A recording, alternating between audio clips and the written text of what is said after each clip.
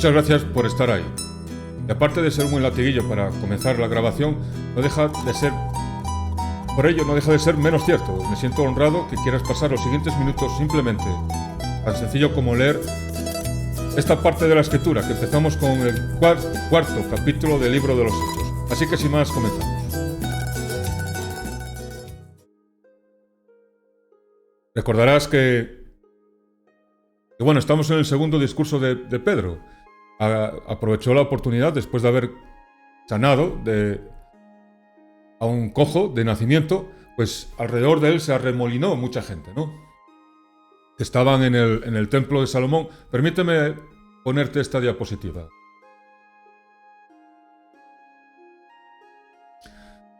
Dice que estaba haciendo su discurso en el pórtico de Salomón, que lo verás abajo en la parte inferior. Y si te das cuenta, alrededor del templo, lo que es el templo hay una superficie rectangular que está en todo su perímetro, está rodeada de unos pórticos, pilares de piedra con unos, arcos de piedra donde, no solo resguardaban a la gente de los elementos, del agua, la lluvia, el sol, palestino me imagino que el sol, no, sí, me imagino que además, pues daría un buen sonido, ¿no? Donde una persona que hiciera un discurso, pues se podría comunicar. Y más, empezamos ahora sí con la lectura.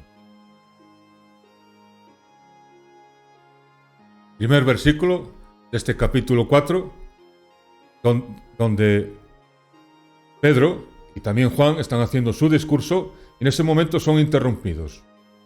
Hablando ellos al pueblo, vinieron sobre ellos los sacerdotes del templo, con el jefe de la guardia del templo y los saduceos.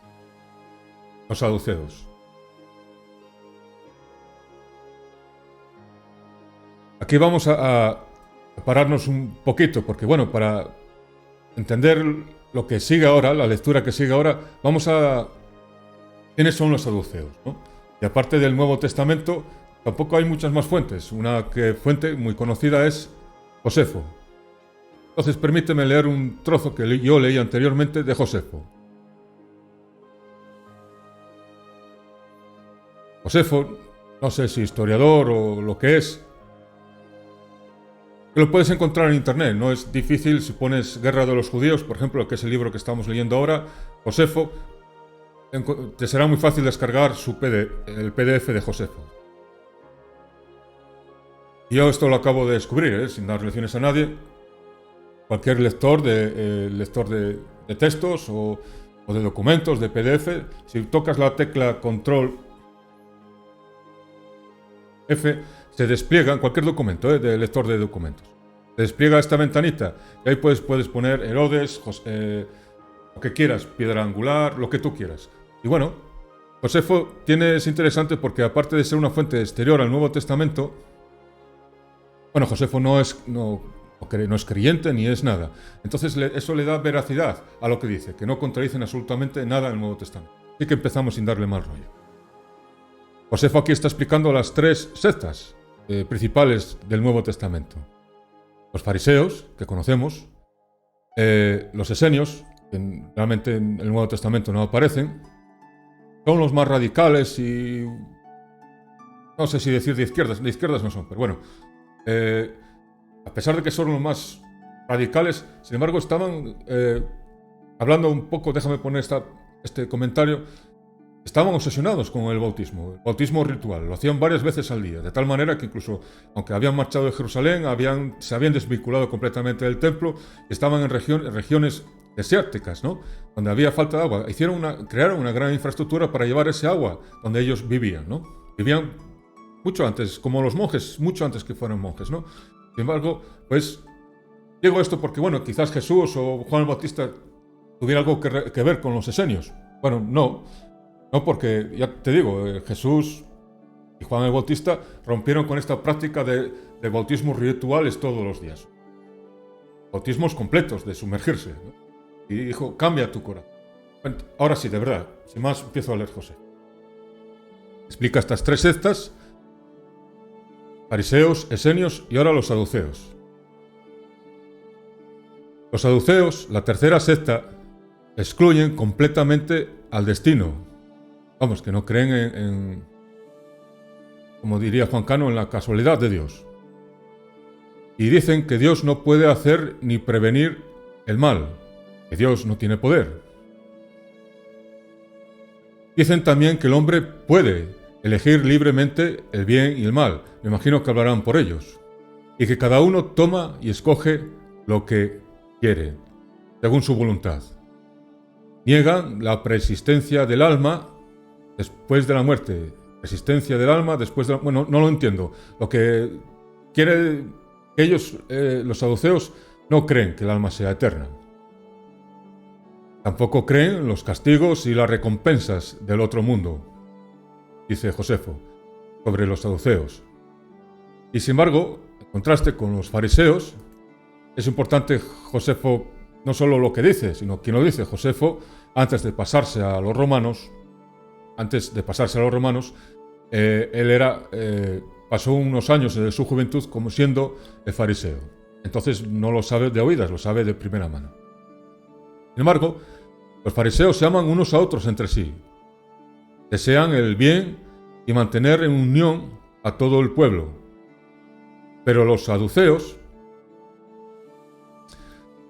la verdad es que cuanto más sé, me doy cuenta que tenemos muchas cosas en común con los fariseos. De hecho, cuando criticamos, es muy fácil criticamos a los fariseos, en realidad nos estamos criticando a nosotros mismos, porque no dejamos ser como ellos, pero en la carne. No dejamos de ser como ellos cuando nos caemos de la gracia. Por el contrario de estos fariseos, los saduceos difieren en que son poco atentos, como diría un buen amigo mío, son unos desaboríos aún entre ellos, y tan rudos en sus relaciones con sus compatriotas como con los extranjeros. Y el otro gran libro de Josefo es Antigüedades de los judíos, ¿no? Habla varias veces, ya te digo, varias veces de los saduceos. Bueno, básicamente no difiere con lo anterior. Los saduceos enseñan que el alma perece con el cuerpo y se limitan a la observancia de la ley. Ellos solamente leen la Torá, los 5 libros de Moisés, nada más. Y es lo único que atienden. No leen ni los profetas, ni la tradición oral, ni los salmos, ni nada de nada. Y a su juicio es una virtud discutir con los maestros, que se consideran sabios. La doctrina solo es seguida por un pequeño número, eran muy poquitos. Aunque son los primeros en dignidad. Vamos, siempre estaban en los mejores puestos. Sumos sacerdocios, reyes en ocasiones, puestos de prestigio. Eso sí, no realizan acto especial ninguno, y si alguna vez llegan a la magistratura, a los lugares de poder, no un funcionario cualquiera, altos funcionarios, donde andaban, lo hacen contra su voluntad y por necesidad, pero se atienen a las opiniones de los fariseos, ya que el pueblo no toleraría otra cosa.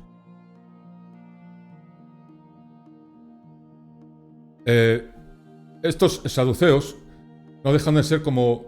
tienen un gran pedigrí. ¿Dónde viene su autoridad? ¿Por qué están en estos puestos de alta alcurnia, ¿no? Bueno, ¿por qué viene su autoridad? Bueno, porque según ellos, lo que les legitima para tener estos puestos de poder es por nacimiento. Según ellos dicen que, bueno, que vienen lo soy capaz de decir, directamente de Aarón, el hermano de Moisés, del sacerdocio. Los levitas, sacerdotes, diferentes familias, ¿no? Una familia cayó en desgracia porque hizo lo malo ante los ojos de Jehová, y sin embargo otra que hizo lo bueno, pues se le daría a los grandes. Según ellos, son descendientes de Sadoc, el que hizo lo bueno, según ellos. Dicen los que saben que es bastante discutible. Sucede también lo mismo con el Sanedrín. Según el Sanedrín lo compone, el que manda un saduceo, y luego el resto, los 60, 70, no lo recuerdo, son saduceos, que según ellos viene directamente de los consejeros que había escogido Moisés. Ya te digo, discutible. Y según ellos, por sangre, por haber nacido en buenas familias, les legitima a estar en esos puestos de autoridad. Sin embargo, el auténtico poder está en la popularidad, en el pueblo, valga la redundancia, y dependen de los fariseos. Puedes leer aquí, no solo aquí, sino en varias partes de, como escribe Josefo, y también lo encontramos, lo podemos ver en el Nuevo Testamento. Bueno, dicho esto, sabiendo con quién estamos tratando, ahora sí vamos a leer de un tirón este capítulo 4 del libro de los Hechos. Entenderás que es necesario, porque estas pequeñas cosas que a veces leemos rápidamente y pasan desapercibidas, le quita al texto.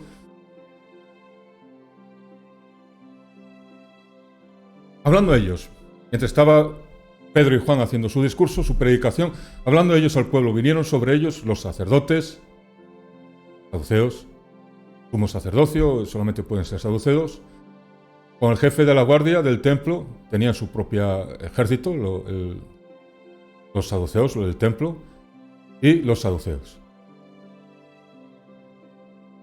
Dice que estaban resentidos, estaban agraviados e indignados, ¿no? Enfadados, porque enseñasen al pueblo y anunciasen en Jesús, nombre de pila de Jesús, la resurrección. Ellos no creen en la inmortalidad del alma de entre los muertos.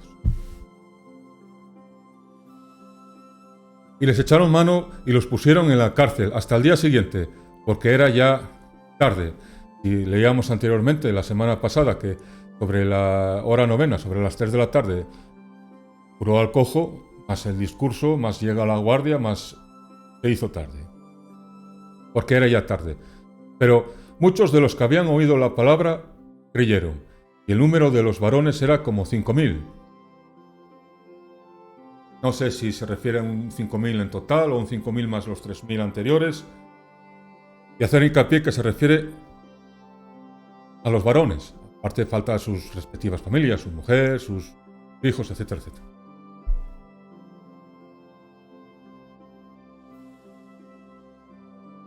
Y aconteció al día siguiente que se reunieron en Jerusalén los gobernantes, los ancianos, fariseos, gobernantes saduceos, ancianos me imagino que sea el Sanedrín, que son fariseos, y los escribas para anotar todo lo que me imagino como un juicio actualmente. Y el sumo sacerdote, Anás, Caifás, sumos sacerdotes, feos. Nunca recuerdo quién es quién, ¿no? Pero creo que es Caifás. Caifás es el yerno de Anás. Y aunque legalmente a los ojos de los romanos es Caifás, el sumo sacerdote, en realidad el que tenía el poder, los contactos, las amistades, esto ya sabes cómo se mueve, siempre ha sido así, siempre será, era Anás. Y Anás usaba pues de testaferro o de, bueno, llámalo como quieras, en este caso a su yerno, otras veces 18 años usó a Caifás, otras veces a uno de sus hijos, varios hijos, ¿no? Y bueno, aquí nombra dos personas que realmente no sabemos quiénes son. Saduceos, me imagino, todo queda en casa. Juan y Alejandro. Y todos los que eran de la familia de los sumos sacerdotes. Y poniéndoles en medio, les preguntaron, ¿con qué potestad? Textualmente, ¿con qué dinamis? ¿Con qué fuerza? ¿Con qué poder? ¿No? ¿En qué nombre habéis hecho vosotros esto? Se refiere a la curación del cojo. Y entonces Pedro, la mejor versión de Pedro, la que está llena del Espíritu Santo, entonces Pedro, lleno del Espíritu Santo, les dijo, gobernantes del pueblo y ancianos de Israel, puesto que hoy se nos interroga acerca del beneficio hecho a un hombre enfermo, de qué manera éste haya sido sanado, sea notorio, sea fácil de entender, sea visto por todos, reconocido, notable por todos y a todo el pueblo de Israel, que en el nombre de Jesús, acuérdate, Jesús separado, Jesús, Cristo de Nazaret, el de Nazaret. Mira, en inglés, en la versión Rey Jaime, está separado. El nombre de Jesús Cristo. Y esta es la tercera vez, entenderás la importancia del número 3 en Pedro. Esta es la tercera vez que dice: doy testimonio que lo hicimos en el nombre de Jesús es Cristo, el de Nazaret.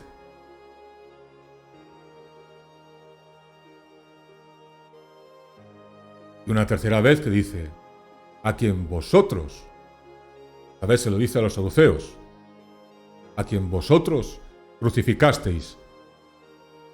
Esto tiene que ser realmente ofensivo. Y a quien Dios resucitó de los muertos. Por él, por este nombre, por el Jesús es Cristo, el Jesús de Nazaret, por este nombre, por él, este hombre que está delante de vosotros, que está en vuestra presencia, por él está sano.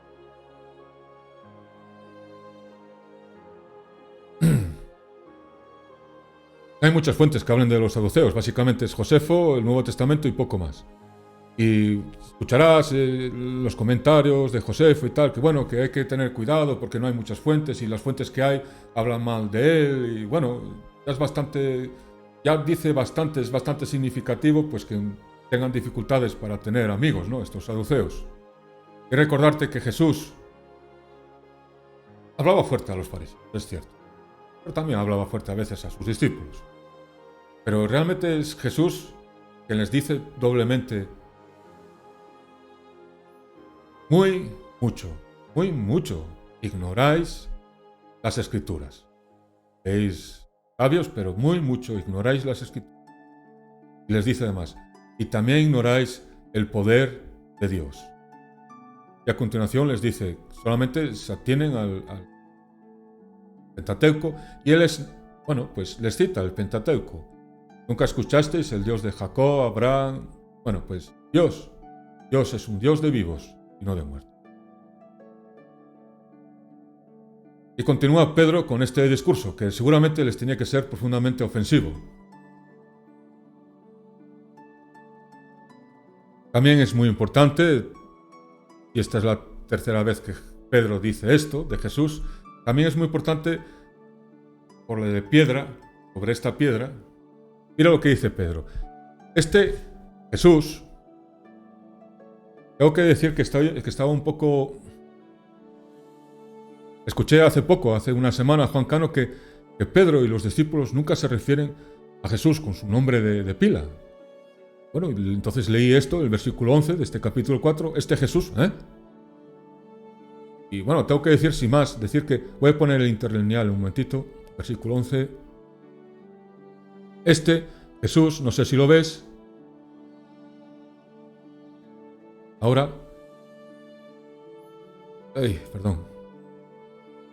Ahora, este Jesús, solamente está el artículo, Jesús, el Jesús en realidad, esta ya la traducción, pero bueno, no es correcto. Él es la piedra. Este es un añadido, por cierto, que también está, lo miré, está en casi todas las traducciones, incluso la Biblia de las Américas. Versículo 11.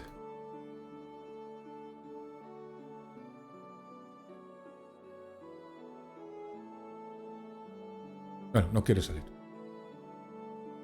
Él, ¿de quién estamos hablando? De Jesús.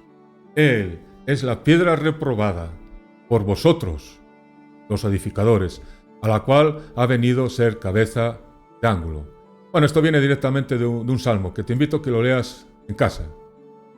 Y que lo leas completo, porque habla de Aarón, del sacerdocio, del templo, ¿no? Y dice en este salmo, en el 22, el versículo 22, este salmo 118, como puedes ver, en el versículo 22, y la piedra que desecharon los edificadores ha venido a ser cabeza de ángulo.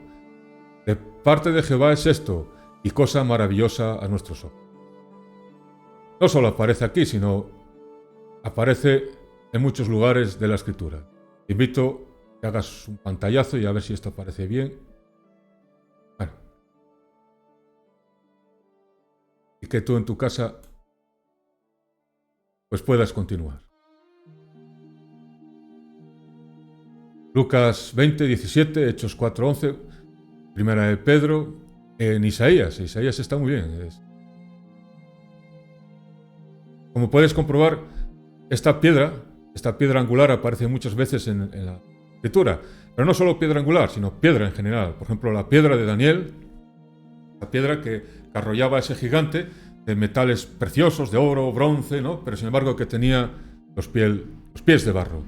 Esa piedra que nosotros estamos aferrados a esa gran piedra. Él nos da seguridad y en esa piedra, en esa roca nosotros confiamos. No, bueno, piedrecita, tú me entiendes.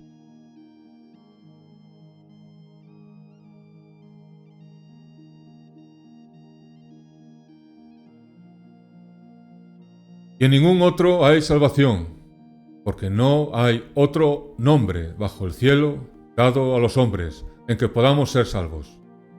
Entonces, viendo el denuedo de Pedro y de Juan, y sabiendo que eran hombres sin letras y del vulgo, eran vulgares, pero populares, realmente tiene que ser humillante, ¿no? Sí, ellos tienen todo el pedigrí, tienen todo derecho de gobernar, pero a la vez los necesitaban de la popularidad, ¿no? Todos los movimientos populares, ¿qué populares empiezan? Bueno, valga la redundancia, pero me entiendes, ¿no? Sin embargo, estos movimientos populares, ¿qué impopulares acaban?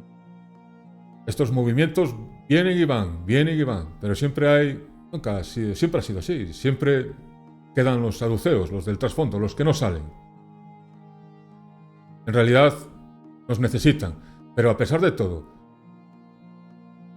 ellos no creen más allá, ellos creen en el aquí y la ahora. Los saduceos son un grupo, una secta, que solamente creían en los beneficios, en las recompensas de aquí y el ahora. Entonces el escuchar el nombre de Jesús, un aldeano del norte de Galilea, hablar de la resurrección y hablar que Él es el Señor, realmente les tenía que